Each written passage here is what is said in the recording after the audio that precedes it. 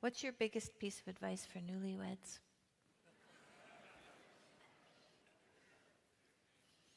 Don't stop dating. I mean, not other people. Not other people. No, I'm very serious about that. Like, you know, when you're, to use a phrase that like Mr. Burns would use from 1920, when you're courting someone, you're kind of on your best behavior, you know, hopefully, insofar as you're capable of manifesting your best behavior. And hopefully there's something shiny and attractive enough about you so that when you are in your best behavior, you're tolerable enough so someone just as desperate as you might dare to fall in love with you. And so you do that on a date, and then it's real easy when you get married to think, well, you know, I did all the hard work already, and now we can just settle into, people say settle down. Jesus, that's a dismal view of marriage. We're going to settle down. It's like, you know, how about strive up? That'd be better. And so, you know, the closest that people get to beauty and romance in their life likely is when they're dating. However distant, they still stay from it. And that's why romance movies are so attractive, you know, because they show people who are peacocking around, let's say, at their best trying to attract each other. And there's something very attractive about that, and there's something romantic about that dream. And it's easy to think that once you've hooked and snared someone, you know, landed them like you might land a fish, that you can just sit on them and they're yours, trapped in your net, and, you know, you can settle down or expand outward or whatever it is that you might be inclined to do. But I would say you don't want to fall prey to that temptation, you know, and you want to see if you can determine how to not only maintain that commitment to beauty and romance in your life, but to become expert at that. And now you have someone to practice that with, you know, and you could get really good at it. And, you know, if you get really good at it, it's kind of a miraculous thing to get good at that, because what you find is that if you pay careful attention to romance, you remember who you married. You know, you fall in love with someone. If you're fortunate, you marry them. And when you fall in love with someone, you fall in love with their hidden best. That's a good way of thinking about it. And they fall in love with your hidden best. And maybe because you're so careful around each other, you sort of let that reveal itself. You know, you're letting the light that you would otherwise have hidden under a bushel shine forth a bit.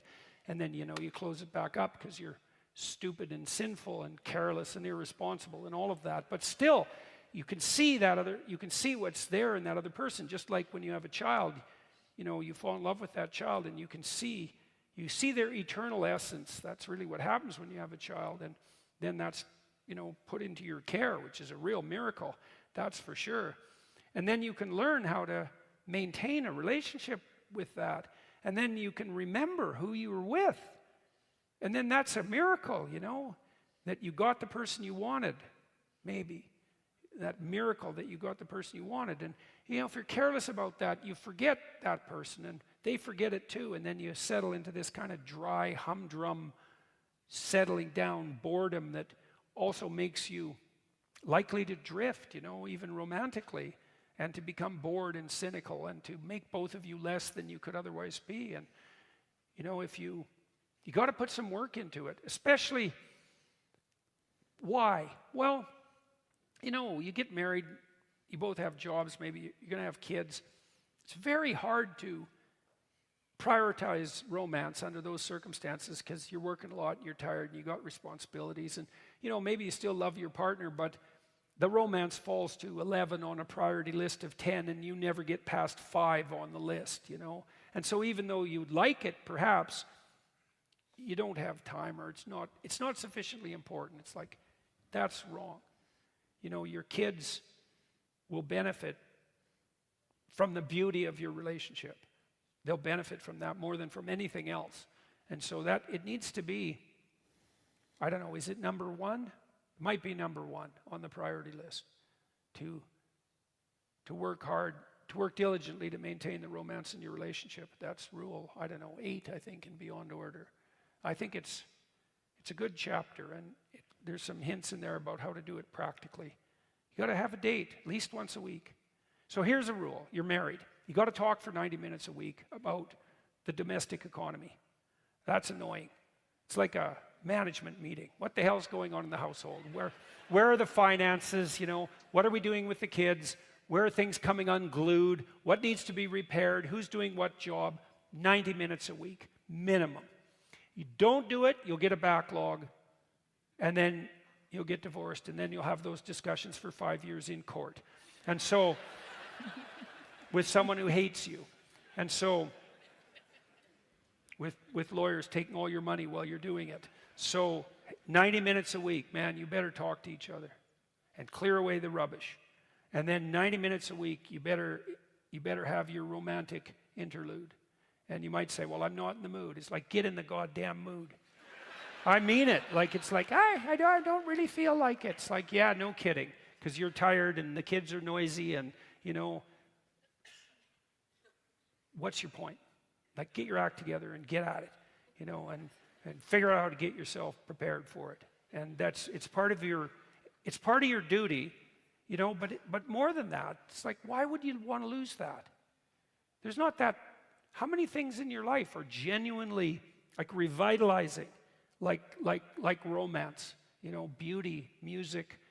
There's a handful of things, but that's definitely one of them. You don't want to lose that. So, at least once a week, you need a date. And, you know, if you're lucky, maybe it's 3 times a week. And if you're sane, you can probably manage it twice. But once is a minimum. And so, you got to make it a priority, man. And you're going to have to get that 90 minutes of cluttered economic discussion out of the way beforehand, because otherwise, it'll exist as a barrier between you. So, you got to have that communication. You have to. You'll pay for it. And you don't want to do it because you really want to talk to your wife. It's like, no. She doesn't really want to talk to you either. Because it's the details, the painful details of life that have to be negotiated, you know, and it's work. You know, I'm being a bit cynical about that, but you get my point. And people do avoid that. They leave it in the fog, you know. They leave it in the fog. And if you don't have that 90 minutes of conversation and you're all ready for your date, that's when you have that 90 minutes of conversation. Yeah, and then the date will just go sideways. It's like, yeah. I mean, the last time Tammy and I had a date at our house, she spent the first 5 minutes telling me that I wasn't cleaning the sink properly. Luckily, we only had 5 minutes of clutter to get through. So, and that meant that we'd had an awful lot of conversations because there's plenty of complexity in a household. So don't lose that romantic vision, man. That's a big mistake, but you have to work at it. Like, you have to work at it real hard to keep it alive. But it's worth it if you can do it. What do you see? You see the eternal, beautiful spirit of your partner if you do that right. You can see them at every stages of all the time you've known them. You can see who they are at all the stages of their life at the same time. It's really something. Love does that, you know. Transforms your perceptions in that way. It reminds you about the remarkableness of being alive and the great fortune you have in finding someone that you can weave your story together with and embark on the adventure of life. But it takes cultivation, you know. It takes cultivation to make that bloom.